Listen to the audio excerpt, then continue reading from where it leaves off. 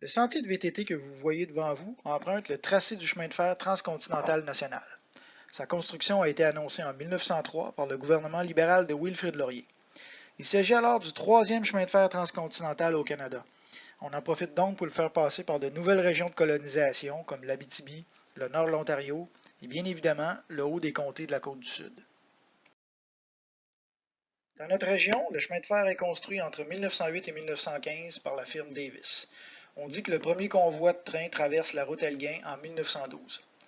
À Monk, le plan prévoit une cour de triage, une gare, une chute à charbon, un atelier de réparation de locomotives et un réservoir d'eau. L'atelier est même doté d'une table tournante pour aligner les locomotives vers l'une de ses 12 portes. Ces installations font de Monk le principal pôle d'activité entre Charny et Edmundston au Nouveau-Brunswick. Tourville est alors appelé à devenir un centre régional important. C'est du moins ce que veulent faire croire ceux qui ont des terrains à vendre. En 1913, la Tourville Realty Company tente même d'attirer les investisseurs en leur offrant une visite en train au départ de Lévis, pour la modique somme de 1,90 $, soit environ 2 jours de salaire. La compagnie imagine une véritable ville avec des avenues, des boulevards et un quartier industriel. Tous les rêves sont permis et les spéculateurs fonciers rêvent grand. Les publicités qu'ils font paraître dans les quotidiens de Québec font maintenant partie de la petite histoire de Tourville.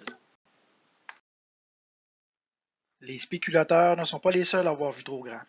Une commission d'enquête est mise sur pied pour faire la lumière sur la construction du transcontinental.